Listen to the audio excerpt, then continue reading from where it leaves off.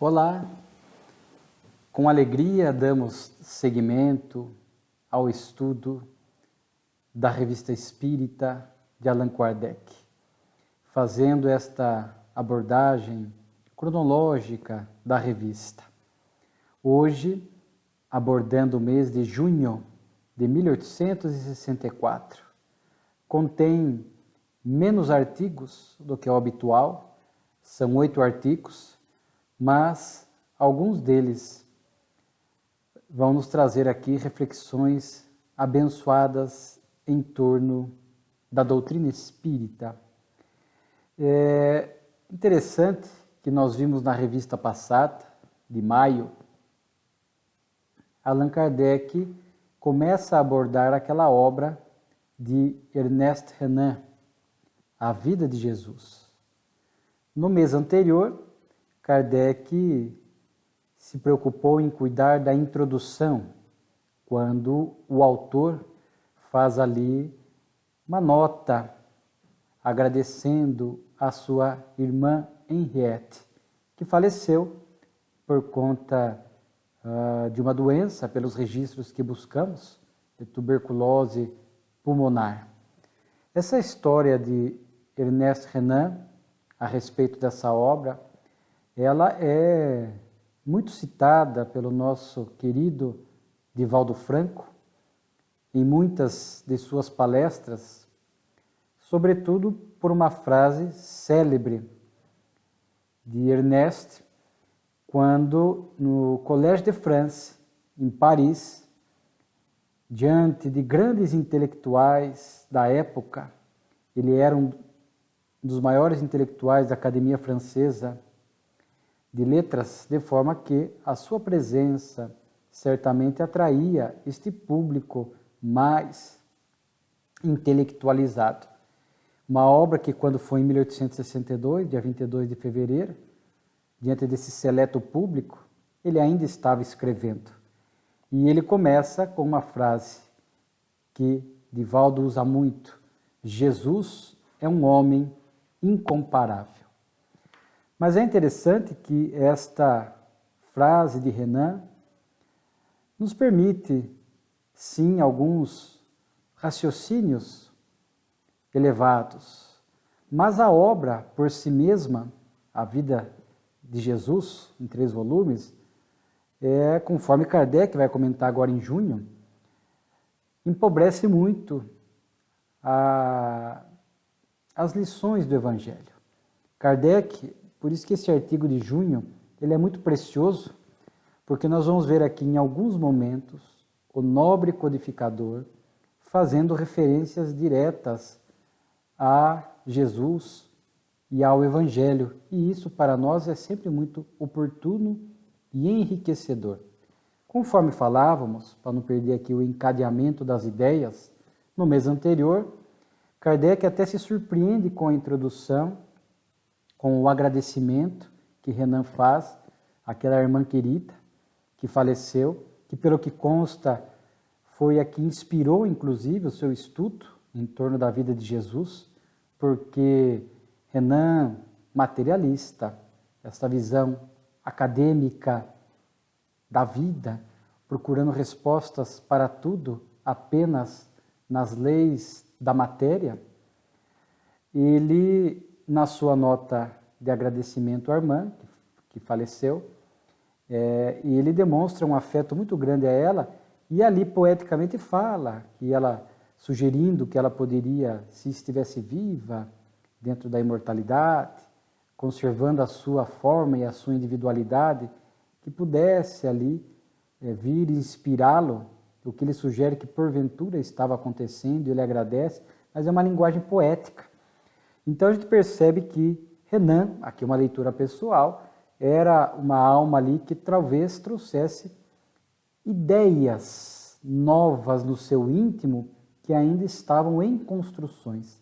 Havia dentro dele este choque, esta luta entre a visão materialista, que ele mantinha de forma muito intensa, e essa forma mais espiritualista de entender a vida. Então, certamente, era um espírito que estava ali em lutas de ideias na sua intimidade.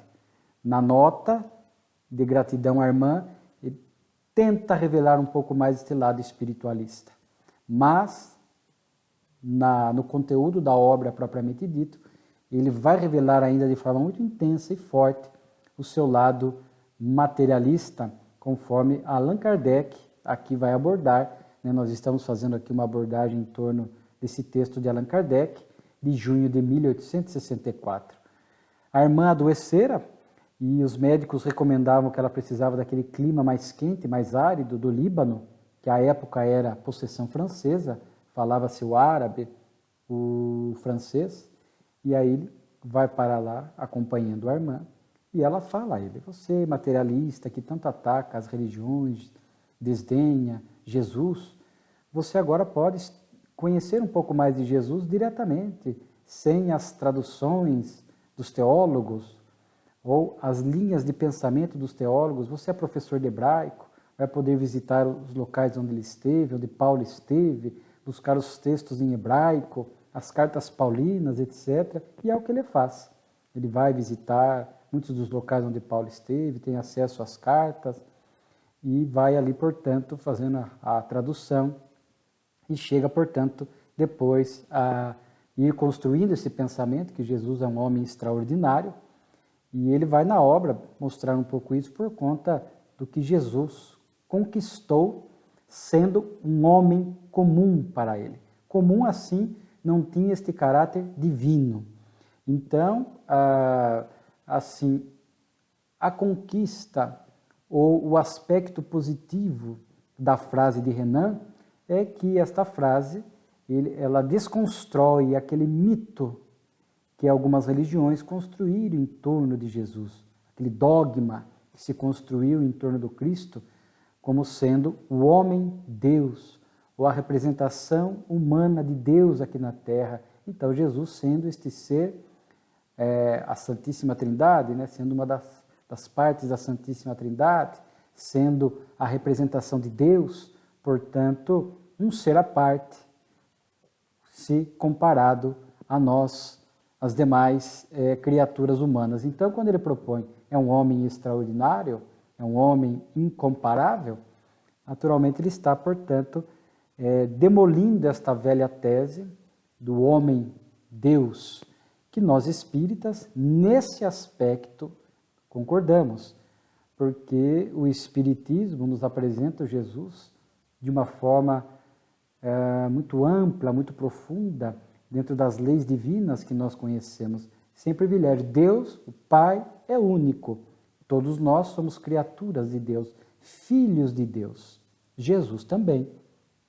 Mas um espírito mais antigo, porque o Pai está sempre trabalhando, como disse Jesus. Portanto, mesmo antes do surgimento do nosso sistema solar, da Terra, 4 bilhões e 500 milhões de anos, Jesus já era um espírito puro. Deus está desde a origem, que nós não temos acesso, trabalhando e construindo. Então, quando nós fomos criados por Deus, seres ainda simples e ignorantes, já haviam espíritos que de bilhões de anos já tinham atingido esse estado de pureza, como Jesus, como o próprio Cristo, mas através do esforço, da reencarnação, da vivência nas muitas moradas da casa do Pai. Então a gente vai vendo que a história do Cristo, à luz da doutrina espírita, é muito bela. Em nada o diminui, pelo contrário, o engrandece, porque o retira daquela posição de privilégio, de ser Deus. Portanto, criado à parte, conforme dissemos, e mostra esse Jesus, este Espírito que atingiu este grau de pureza, que conforme a obra Caminho da Luz, se propôs a cuidar do planeta Terra desde a sua formação. Portanto, cuidaria não só da Terra no aspecto material, físico, mas também no aspecto espiritual, dos espíritos que viriam a habitar este planeta. Somos nós, as suas ovelhas. Portanto, ele é o bom pastor, continua cuidando de nós, encarnou-se aqui na Terra uma única vez, na missão bela que nós conhecemos, trazendo uma mensagem espiritual, moral, profunda, dentro dessas leis divinas que nós desconhecíamos e que agora a doutrina espírita nos revela. Então, o Evangelho de Jesus, as suas lições, vão muito além do que nós podemos conceber. A doutrina espírita nos permitiu esses meios de entender melhor as suas propostas, porque Jesus falava ao ser espiritual que somos, e não ao ser material, ao corpo físico que vestimos transitoriamente no processo da evolução. Então é nesse sentido que Allan Kardec começa a falar um pouco do livro. Ele diz assim, o livro é grande, né, conforme vimos, ele diz assim, o livro, limitar-nos-emos ao exame das consequências tiradas pelo autor, porque a obra pode ser dividida em duas partes, a relação dos fatos, que nós não negamos, há registros históricos, e a apreciação dos fatos, ou seja, a opinião pessoal de Renan a respeito dos fatos que ele apurou. Então, Kardec fala, o que é conhecido, que a obra de Renan recebeu muitas críticas da religião da época, é claro, pela forma como ele fez a abordagem, então foram inúmeras autoridades eclesiásticas que refutaram, mas ele já tinha uma ideia preconcebida. A sua formação materialista predominou ali na obra, né? Então, Kardec diz até assim, estudou os fatos para neles procurar a prova dessa opinião que ele já tinha, e não para formar uma opinião. Naturalmente, não viu senão o que lhe pareceu conforme a sua maneira de ver, né? Kardec, ao longo do artigo, vai citando alguns textos, partes da obra, para que ele pudesse, Kardec pudesse concluir. Na verdade, a conclusão de Kardec é óbvia. Como é que nós vamos interpretar o Evangelho com uma visão materialista? Então, Kardec tem até uma frase interessante, ele diz assim, aqui é a frase de Kardec, aí são essas pérolas que nós vamos encontrando na Revista Espírita. A obra do Cristo era toda espiritual.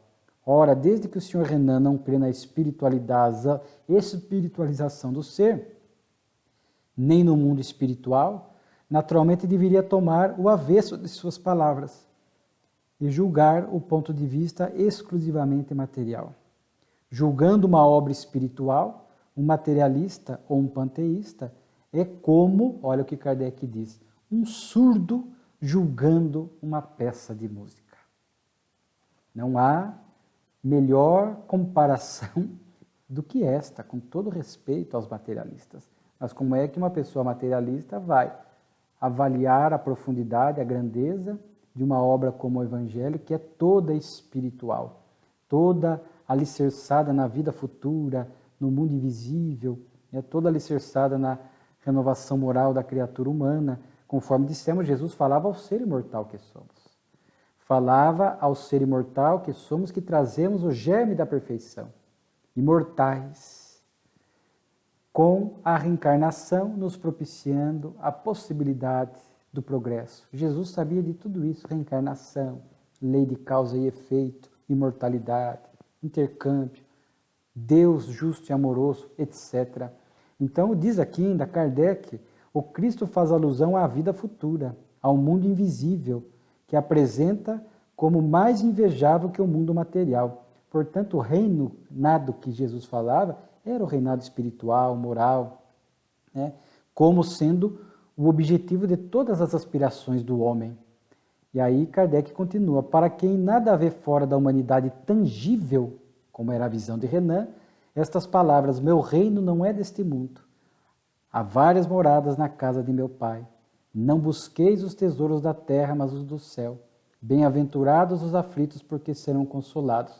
E tantas outras passagens do Evangelho que para o materialista terá um sentido apenas quimérico. É assim que considera o senhor Renan, né?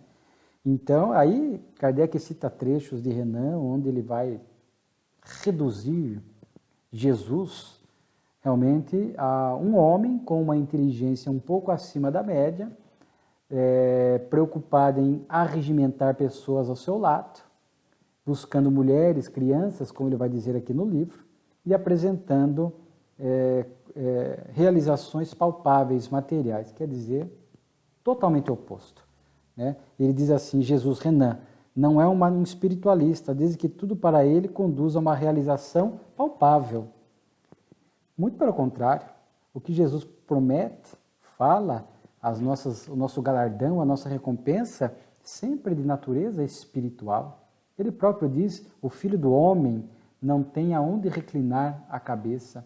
Levou uma vida simples, sem nenhuma ostentação material, então vai bem no sentido inverso, né, do que Renan estava falando. Então Kardec vai questionando, né? O autor, Renan, diz Kardec, leu os evangelhos ou com muita leviandade, com o espírito tão prevenido que não viu o que salta aos olhos de todo mundo. Pode-se admitir a sua boa-fé, Kardec, mas não se admitirá as suas consequências, a justeza de sua visão. Né? Todas as suas acepções decorrem desta ideia que o Cristo só tinha em vista as coisas terrenas.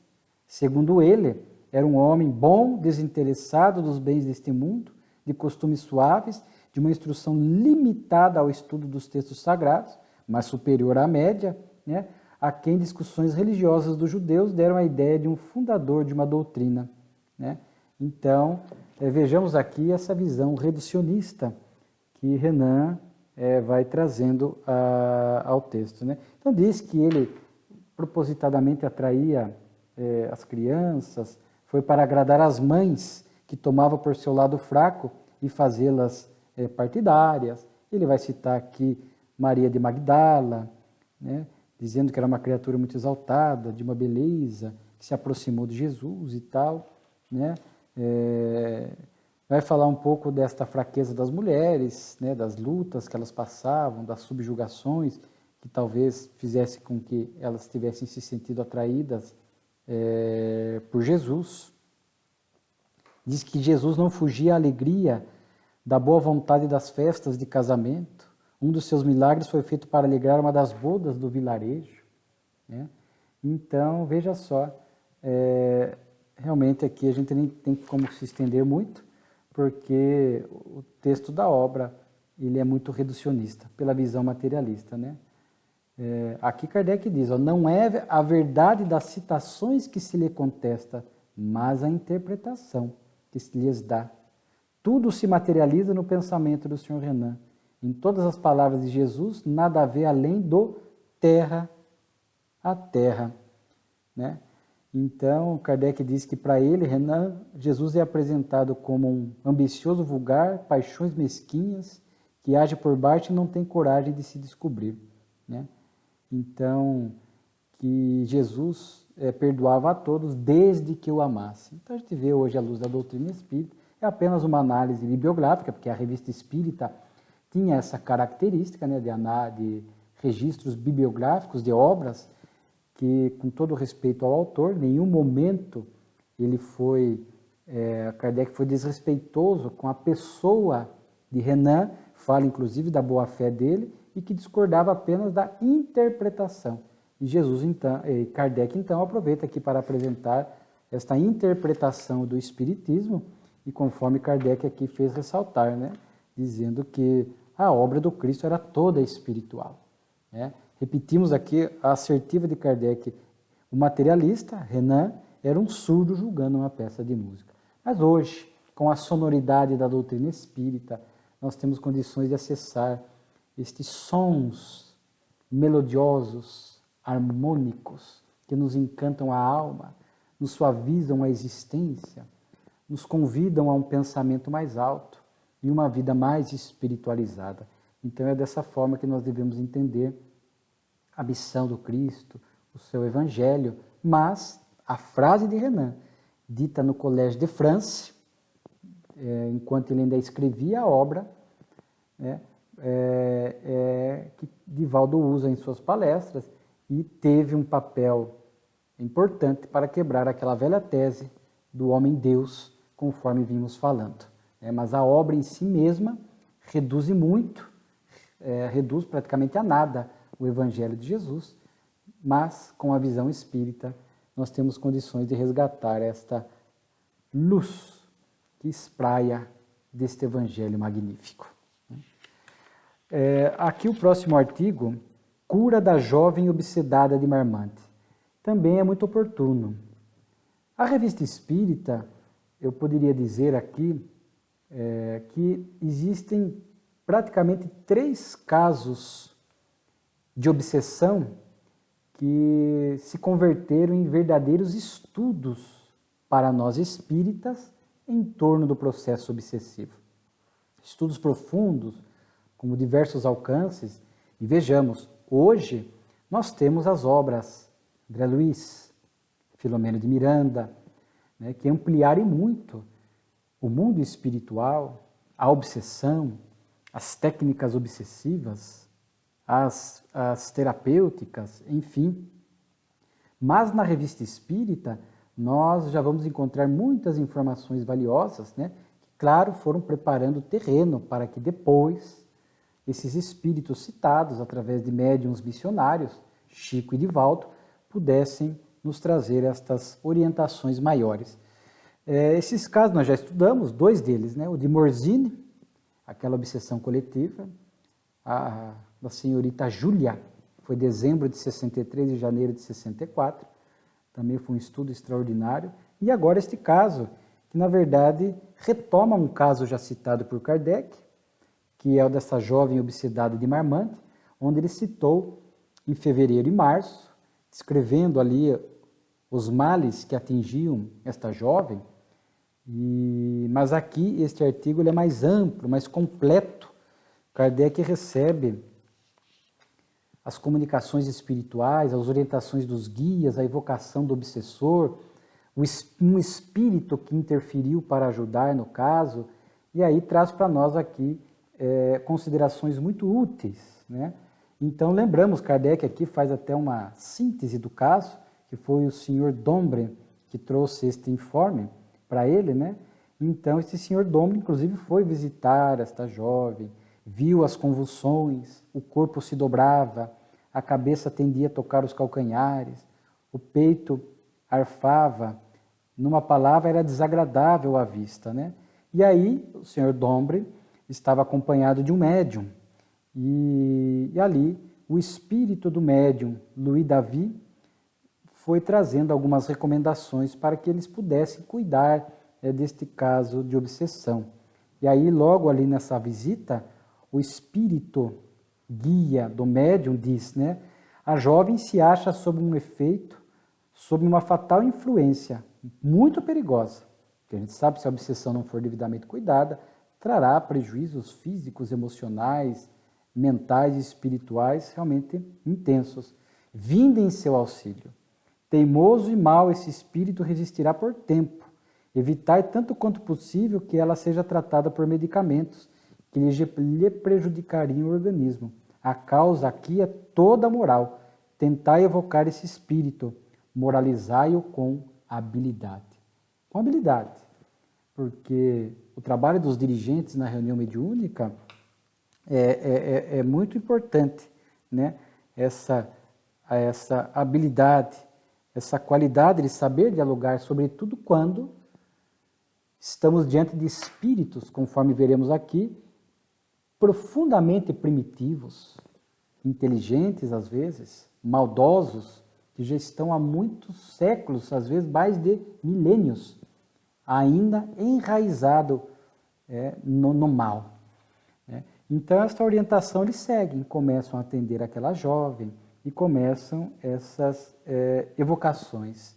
Então, aqui a gente vai ver a importância da reunião mediúnica, o diálogo com esses espíritos, o tratamento que se deve dar a esses espíritos, a interferência da espiritualidade superior em casos muito graves, como este, às vezes exigindo um espírito até mais elevado do que a média, um espírito muito superior, né? Nós vamos ver isso aqui. Já na primeira evocação, ele apresentou-se violento, injuriando-nos, rasgando o papel e se recusando a responder às perguntas. É muito comum quando estamos diante de um espírito desse naipe, porque vemos há casos nas reuniões mediúnicas, e já vimos aqui na revista, demandarão tempo, muitas evocações, muita habilidade. Aqui uma coisa que me chamou a atenção é assim, injuriando-nos, estava violento e rasgou o papel. Naturalmente que era o começo da mediunidade, nem todos os médiuns da época estavam devidamente educados em torno da mediunidade, conheciam a fundo o livro dos médiuns. Hoje sabe-se que espera-se do médium uma educação, que se o espírito xinga, muitas vezes usa palavras de baixo calão, o médium, seja consciente ou inconsciente, filtra. Ele pode até dizer ao dirigente, olha, o espírito está aqui proferindo palavras chulas, de baixo calão à sua pessoa, mas não precisa reproduzir palavras muito chulas, muito agressivas, que não precisam ser repetidas. Algumas palavras chulas, mais simples, menos afrontosas, podem até ser ditas pelo médium, mas outras devem ser evitadas, né? Rasgar o papel, a violência do espírito, atirar papel, atirar caneta, socar a mesa, enfim, o médium deve conter. E tem condições para fazê-lo, é o que se espera do médium educado, mesmo no inconsciente. Porque ali é a autoridade moral do médium, que um pouquinho afastado do corpo, vai poder ali controlar a comunicação. Ele está ali em espírito, cuidando. E se ele de antemão já vê a intenção do espírito, a sua autoridade moral é que fará com que haja este freio na fala ou no comportamento do espírito. Né? Então, ali eles começam a cuidar. Né? Então, diz assim, a partir dessa tarde, sob a recomendação dos bons espíritos que nos assistem, nos trabalhos espíritas, reuníamos todas as noites, até que se desse a completa cura. Então, ali começaram a mobilizar as terapêuticas espíritas, né? A oração, o diálogo com o espírito obsessor, o socorro da espiritualidade. Então, aqui é uma oportunidade de a gente rever e entender melhor as terapêuticas espíritas para processos obsessivos. Vejamos a gravidade. Né? A moça aqui, a jovem, ela era tomada pelo espírito, né? Contorcia o corpo, realmente algo muito grave. Né? Aí veio a intercessão de um espírito muito superior. Pequena carita, que não é carita, né? O espírito caritas, por isso que ela usa pequena. Inclusive aqui, este espírito que toma aqui o nome de pequena carta é de uma jovem que conheci, morta na flor da idade, que desde tenra idade tinha dados do caráter, provas do caráter mais angélico e de rara bondade. Aqui sugere ser o Sr. Domble falando. Então, era uma jovem que ele conheceu, um espírito muito evoluído, com muita amorosidade, com muito sentimento. Então, esse espírito começa a ajudar, né? Venho associar-me aos trabalhos, unir esforços aos vossos, para livrar a mocinha das garras cruéis de um mau espírito. O remédio está em vossas mãos. Velai, evocai e orai, sem jamais vos cansardes até a completa cura. E os guias vão ajudando, né? Não desanimais. Ele se sente forte, porque vos vê desgostosos com a linguagem grosseira. Abstende-vos de lhe pregar moral pelo momento. Isso é muito importante. Por isso a habilidade do dirigente. Um espírito, assim, a primeira principalmente, mas as primeiras manifestações de um espírito grosseiro como esse, não adianta querer moralizá-lo completamente. Descarregar no espírito o conhecimento espírita, o conhecimento do evangelho, o espírito vai se enfurecer. Então, num primeiro momento, é o momento de acolhida desse espírito. Deixar ele falar, o médium contém os exageros, mas é importante que nesse primeiro momento ele vá sentir o sentimento do grupo. Por isso Kardec fala da homogeneidade do grupo. Né? Então, que o espírito possa sentir ali a boa vibração, as preces a ele dirigidas. Então, esse primeiro momento é o momento para ele extravasar um pouco, com o médium contendo, mas que ele possa extravasar um pouco, que ele possa sentir o ambiente, os guias, possa receber uma ou outra palavra de alento, né, alguma outra palavra de esclarecimento, mas sem essa moralização excessiva num primeiro momento. Então, há que se ter estratégia, muitas vezes, para lidar com esses espíritos. E aqui o artigo vai relatando as diversas evocações desse espírito, o quanto ele vai lentamente melhorando, e, por consequência, isto vai repercutindo na jovem, as crises vão diminuindo, mas não cessam de imediato. Veja que esse espírito vai gradativamente melhorando, mas ele não, de um primeiro momento, ele não deixa de obsediar a jovem. Então aqui, num primeiro momento, já depois de algumas evocações, prometemos orar por você. E aí o Espírito diz assim, eu aceito, posto não conheço o valor dessa mercadoria. Achei interessante, né? Era um Espírito totalmente desacostumado à oração, a orar e a receber oração, né? Então a oração do grupo, ele ia começar a sentir todo este envolvimento, esta corrente fluídica, magnética, que decorre da oração, né? Então a crise eles vão mensurando em tempo, de 1 hora diminui para meia hora, depois para 15 minutos, né? Então os guias vão dando aqui um feedback, tanto os guias, o guia do médium, né? Perdão, Luiz Davi, como a pequena Carita, né? Devemos dizer, diz ela, que nossa presença influi muito sobre o espírito. Nós lhe lembramos a promessa de ontem. A menina adquiriu novos conhecimentos no êxtase e tentou repelir os ataques do obsessor. Então, durante os ataques, havia ali uma nuance da obsessão que ela conseguia se desconectar do corpo. E, naquele momento, sofrendo a obsessão, ela, naquele mesmo momento, tinha momentos de êxtase, recebendo orientações da espiritualidade. Agora, conforme dissemos, conforme vimos no caso Júlia, o outro caso, de dezembro de 63 e janeiro de 64. Ali os espíritos recomendaram também a intervenção de um espírito muito acima da média. E ali, naquele caso, foi Curadar, que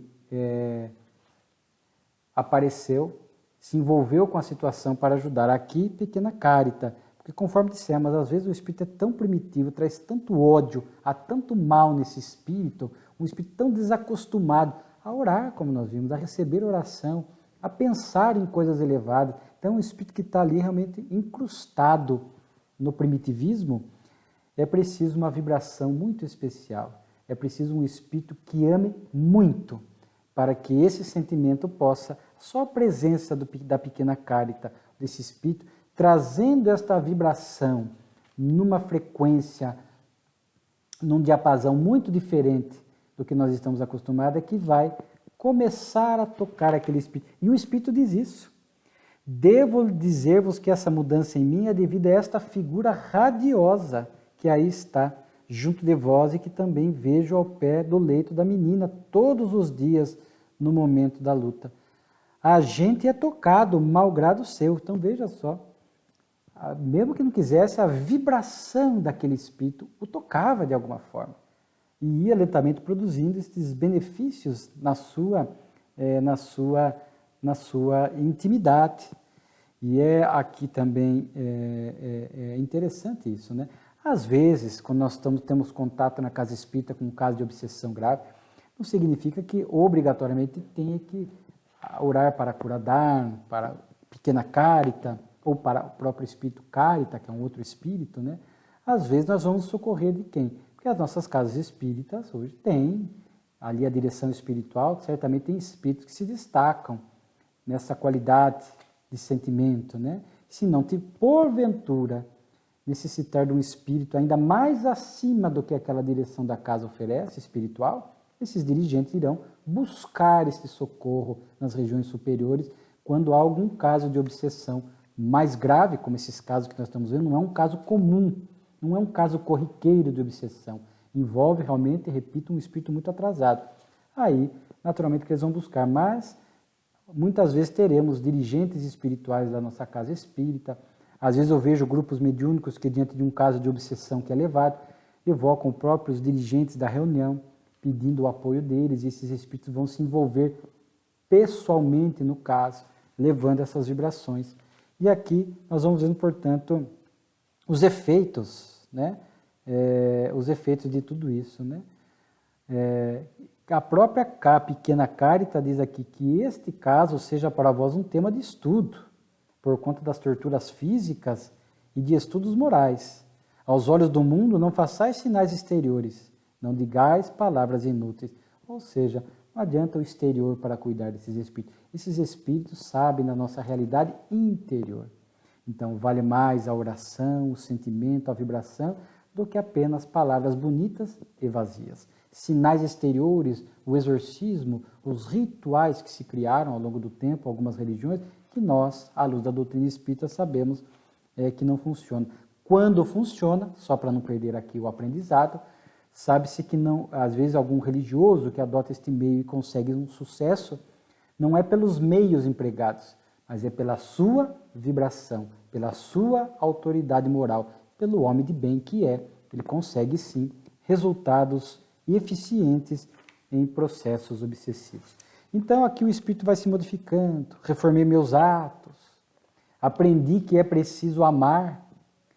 Né? Ele chega a dizer isso, mas o Espírito diz, ele não é um Espírito atrasado, mas ele diz, estáis admirados das minhas palavras, não são criação minha, foram-me ensinadas e tenho o prazer de vou-las repetir. Então veja que às vezes ele fala, eu preciso amar, é porque ele ouviu dos Espíritos, ouviu do dirigente, ele está repetindo. Então aquilo está ainda dentro dele, crescendo, ele ainda vai precisar introjetar, refletir sobre estas propostas morais que ele está ouvindo, né? Aí ele vai falar um pouco da vida passada dele, vidas passadas, ele se dava em pilhagens, né, roubos, furtos, em grupos que furtavam, assaltavam pessoas, né? Inclusive ele fala que numa das mortes, após a morte, o bando se reconstituiu no mundo dos espíritos, as afinidades espirituais. Então, grupos que agem no mal aqui na Terra, juntos, e permanecem com este desiderato, morrem e vão despertar unidos no mundo espiritual pelas afinidades. Né? E do lado de lá, muitas vezes, continuarão praticando desordens e criminalidades, inspirando pessoas que têm tendência a esse tipo de prática. Daí, um reforço a mais para que pena de morte, à luz da doutrina espírita, jamais. Mata-se o criminoso, projeta-o para o mundo espiritual com as mesmas inclinações, onde, invisível, fora da nossa vista física, ele poderá continuar inspirando a criminalidade. Então é preferível tê-lo contido nas grades materiais, onde ali ele possa, com mais tempo, quiçá, refletir um pouco sobre a sua condição. Há muitas situações que podem acontecer no sistema prisional, sabemos a dificuldade no nosso sistema prisional, mas religiosos vão lá, às vezes os familiares, há tantas coisas que tocam o coração de um criminoso que faz com que ele mude, mas ainda que não mude, que desencarne naturalmente. O Estado não tem o direito de tirar a vida de outrem, né? Ainda que desencarne naturalmente, mas vai pela eternidade, pela imortalidade, pela reencarnação, por tudo mais. Esse espírito, cedo ou tarde, irá se reabilitar. Né? Então aqui a última comunicação do texto é da Pequena Carita, ela traz lições valiosas, vale a pena ler, é um estudo maravilhoso de obsessão. Vai falar de tudo aquilo que a jovem sofria, que era influência do perispírito do obsessor, ou seja, os fluidos perispirituais que nós já estudamos. O espírito envolvia a jovem não só com os pensamentos, com a sua energia mental, mas também com a sua energia fluídica, de má qualidade, grosseira, que produzia nela inúmeros malefícios. E Pequena Carita diz que, mesmo após cessada a obsessão, e ela cessou, porque esse espírito se arrependeu e deixou a jovem, ela ainda experimentaria por algum tempo algumas sequelas no organismo. Se enfrentaria distúrbios, lágrimas, tristezas, insônias. Veja só, que são os efeitos, as sequelas da obsessão. Depois de uma obsessão grave e longa, cessada, às vezes remanescem, porque ainda há, digamos, danos perispirituais que vão ser tratados, ainda há vibrações que ficaram ali incrustadas na jovem, ainda há sequelas físicas do processo obsessivo. Então, os efeitos de uma obsessão grave, prolongada como essa, às vezes, claro que é atenuada. Vejamos aqui que as crises diminuíram, que cessaram, aquele contorcer o corpo, mas alguns efeitos ainda permanecem, fazendo com que algumas pessoas possam pensar equivocadamente que a obsessão ainda continua. Muitas vezes não continua. Às vezes surgem outras obsessões por outros fatores, Mas aqui, cuidando do caso em particular, às vezes ainda estamos diante de sequelas da obsessão, a tristeza da pessoa depois de um período obsessivo e tal, porque daqui agora surge a necessidade do próprio obsediado também renovar-se espiritualmente, diminuir esses efeitos da obsessão através da própria espiritualização, através da prece, através dos passes, falando aqui das terapêuticas espíritas, né? Através da prática do bem, da mudança mental, o obsediado também colabora para que estes efeitos se extingam mais rapidamente, né? A fim de que ele possa, com mais rapidez, se reabilitar e seguir os seus passos aqui na Terra. Então, nós vamos até aqui anotar, né? A postura, né, do obsediado após a obsessão também é muito importante, né? Porque a obsessão, como vimos, é uma prova e ela deve conduzir o obsediado à moralização, ao despertamento, né? Então é um estudo realmente profundo, né? Esses eram os dois artigos principais, por isso que o de Renan e o da obsessão, que agora os outros textos aqui são mais simples, né? E aqui algumas refutações, é o tema central, e aí Kardec traz 3 itens, porque ainda são aqueles ataques, né, contra a doutrina espírita. Traz aqui conspirações contra a fé, onde surgem aqui alguns ataques contra a doutrina espírita, né, dizendo que abalam a fé da religião dominante.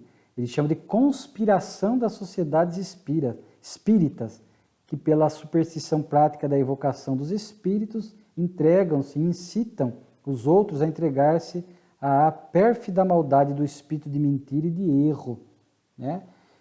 Então aqui, e neste texto que ataca a doutrina, ataca seu materialismo. E aí Kardec diz, bom, mas o espiritismo vai de contra, né? Contra o materialismo.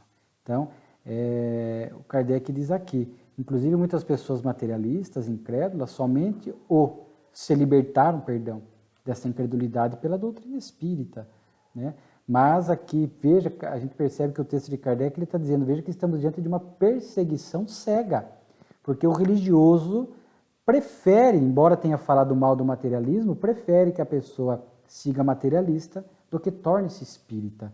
Então, se nós tivéssemos uma fé mais, digamos assim, um olhar mais consentâneo com o Evangelho, ainda que a pessoa não seja da religião que ele queria, mas é preferível que busque uma religião e se liberte do materialismo e que tenha um ideal do bem. Então veja como muitos ataques eram verdadeiras perseguições cegas ao espiritismo.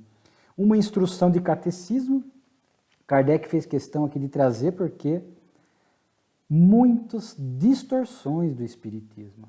Kardec trazia esses textos quando eles tinham esta má fé, esta distorção, né?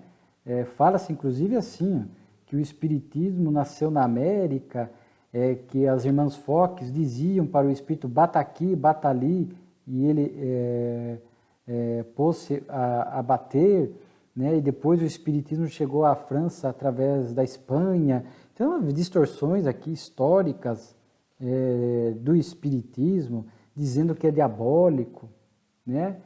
Que esses espíritos demoníacos que se manifestavam no espiritismo, inclusive um chega aqui a dar um testemunho que o espírito queria fazer um pacto com ele para entregar a sua alma, ou está mentindo, ou bem se vê que era um espírito inferior, né? Que estava fazendo esse tipo de proposta às pessoas. E aí Kardec diz, se vierem buscar o espiritismo, verão que não há pacto infernal demoníaco, ouvirão dos espíritos, amai a Deus sobre todas as coisas e ao próximo como a vós mesmos, praticai a caridade. Então é toda a lição ensinada por Jesus, né? Então, fala-se da evocação dos mortos, né? O ataque, porque é Satã quem fala aos parentes, não são aos parentes vivos, né? Não são os espíritos dos que partiram, né? Então, aí Kardec cita Saul, quando busca a pitonisa de Endor, vão aqui distorcer, dizendo que 2 velhos suicidaram-se depois que conheceram o espiritismo, porque os espíritos lhe haviam dito que depois da morte gozariam de uma felicidade infinita. Kardec refuta, inclusive já havia tratado na Revista Espírita este fato, em abril de 63, a causa do suicídio dessas duas pessoas foram outras, eram perda de dinheiro e medo de cair na miséria. Então veja a que ponto chegava esses ataques. E se havia esses ataques, como dizia Kardec, é porque o espiritismo estava crescendo, pela fé racional, por atender à razão, por consolar das aflições, né? Depois Kardec traz aqui o espírito batedor da Irmã Maria, é uma carta que ele cita de 1741. Então vejamos, repito, conforme vimos em outras revistas, Kardec, daquele contexto, era importante mostrar que os fenômenos espirituais sempre existiram, mesmo antes do Espiritismo. O Espiritismo não os criou, estudou, revelou a causa, o objetivo, né? Porque muitas pessoas queriam atribuir isto ao surgimento do Espiritismo. Então, de 1741, é uma carta longa, mas esta irmã Maria era paralítica, ficava ali num quarto pequeno, né? E aí começaram a acontecer fenômenos, cadeira que se mexia, crucifixo que se mexia, objetos que se mexiam, cobertor que se mexia, travesseiro que se mexia, tudo mexia. E aí as pessoas ficaram assustadas, as irmãs que ali estavam, que dormiam nos quartos vizinhos, começaram a relatar e as pessoas foram atraídas. De forma que aqui o autor da carta diz que assim, vejam só, aqui é interessante que ele tomou todos os cuidados para afastar a fraude, que acreditava-se que havia fraude. Chegaram inclusive a costurar a roupa da irmã Maria, para que ela não se movimentasse, embora paralítica, podia mexer os braços, mexeram nas mobílias, ficaram observando no quarto vizinho, fizeram de tudo.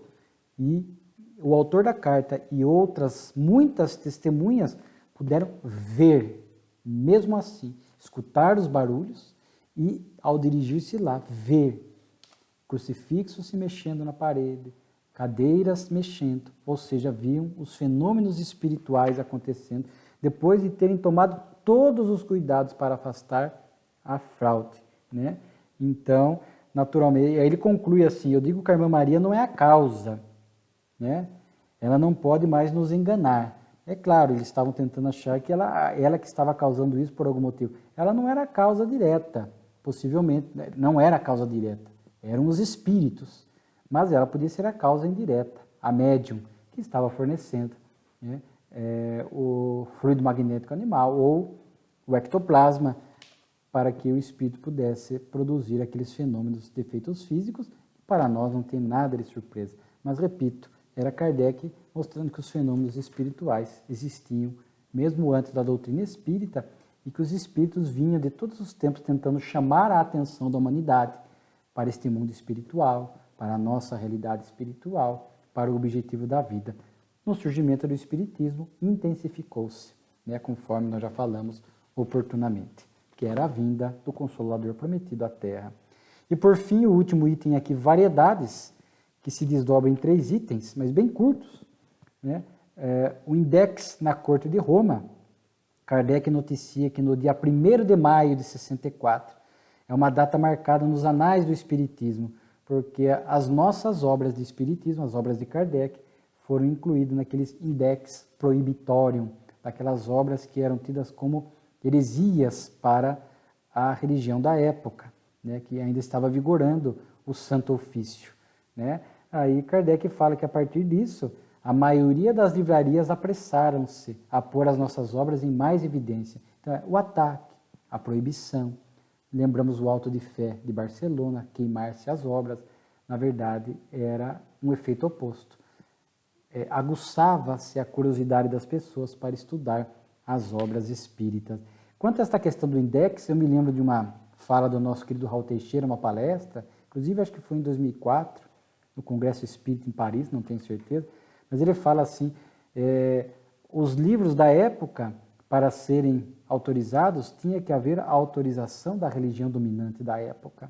E como é que foram autorizadas as obras espíritas? Né? Ele brinca assim, realmente são coisas dos espíritos, né? Que agiram para que as obras espíritas pudessem sair. Depois elas foram colocadas no index proibitório, mas já estavam circulando. Lembramos do o Abade Alessani, que era um daqueles que fizeram a leitura dessas obras, as obras de Kardec, para divulgação, para autorização, e ele próprio reconhece que as obras de Kardec, bem entendidas e vividas, conduzem o homem ao bem. Então haviam esses espíritos missionários em outras religiões que não tinham esta visão de preconceito, cega, a fé cega, enxergam nas outras religiões outros caminhos para a criatura humana seguir a Deus e praticar o bem. Perseguições militares.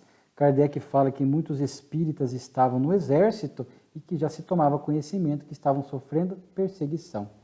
Conhecemos um oficial que foi riscado do quadro de propostas para a Legião de Honra e outros que foram a trabalhos forçados por causa do espiritismo. Temos aconselhado que se submetam sem murmúrio à disciplina hierárquica e que esperem pacientemente melhores dias que não tardarão a vir. Então, o preconceito, naquela época muito grande por conta de ser espírita, hoje diminuiu bastante, mas existem outros tipos de preconceitos ainda, infelizmente. Ainda existe o preconceito religioso, de gênero, de etnia, de social, etc. Né? Esperávamos não ver mais isso na humanidade, mas ainda há muito preconceito, né? Por conta dessa visão muito limitada da vida. Estamos em transição. A tendência é que esses preconceitos vão diminuindo e que possamos enxergar no outro um irmão de caminhada. Fraternidade, fraternos uns com os outros, nos enxergando como irmãos. Pouco importa a religião, a cor de pele, o gênero, a orientação social, a sexual, a condição social, etc. Né? Estamos caminhando para isso. E por fim, um ato de justiça. Kardec já havia citado numa revista espírita de que um espírita da sociedade parisiense, o Sr. Prévost, ele era um fundador de uma casa de retiro, uma casa de idosos, provavelmente, de Saint-Puy, e ele recebeu agora um ato de justiça, ele estava recebendo uma medalha de honra pelo seu devotamento a esta causa humanitária. Então, Kardec destaca aqui. Né? Então, é muito importante, né?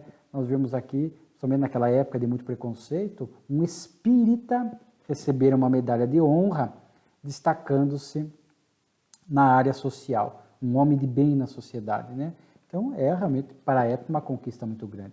E é o que se espera, né, do espírita, entendendo a proposta fora da caridade não há salvação. Portanto, o espírita deve ser aquele que vai procurar construir o bem à sua volta.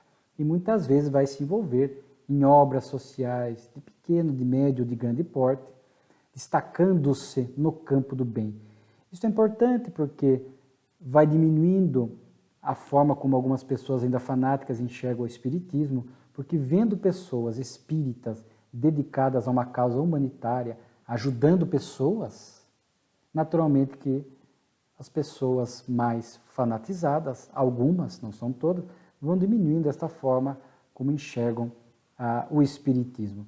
E no meio espírita, nós encontramos muitos espíritas, né, que realmente tocados pelos princípios doutrinários, procuram no dia a dia ser pessoas de bem e procuram ali na sua cidade, no seu bairro, realmente ser um homem de bem e muitas vezes edificam, junto com outros, estas obras beneméritas que socorrem crianças, socorrem famílias, socorrem mães, socorrem pessoas que estão na miséria, socorrem idosos, socorrem moradores de rua, etc. Né? Nós vimos aqui o Divaldo Franco na Mansão do Caminho, né? Quantos, não se busca prêmios e reconhecimento, mas não temos como fechar os olhos para este trabalho social que a mansão desempenha ali, numa região muito pobre de Salvador. O Remanso Fraterno, em Niterói, do nosso querido Raul Teixeira, não há como fechar os olhos, né? Vimos, portanto, ali espíritas, missionários que traziam esta missão na alma, encontraram na terra outros espíritas compromissados também, porque sozinho ninguém levanta uma obra desse porte, de forma que vão surgindo outras pessoas também que entenderam o fora da caridade não há salvação, e a obra vai crescendo, vai se ampliando, né? Então, se cada um de nós aqui pararmos para lembrar de espíritas que se destacaram ou que se destacam na sociedade por detrás de uma obra social, ele é voluntário, ele está ali na diretoria executiva, ou ele está ali na lida mesmo, pondo a mão na massa, trabalhando dia a dia por aquela obra, por um asilo, por um educandário, né, por entregas de cestas básicas, por sopas fraternas, etc., veremos. Então, naquela época, Kardec fez questão, sobretudo pelo preconceito que havia, reconhecendo-se a grandeza de um espírita numa obra de grande porte.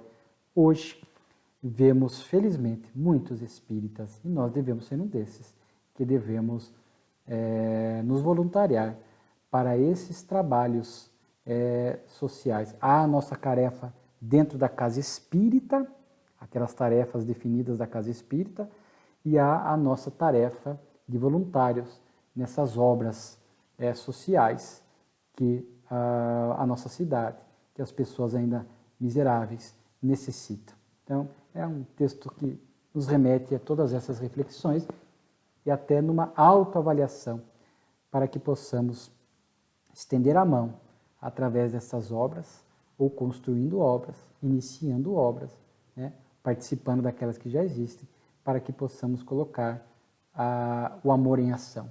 A caridade é, sem dúvida, o amor em ação. Agradecemos pela companhia de vocês e sempre quando terminamos aqui a revista, não há como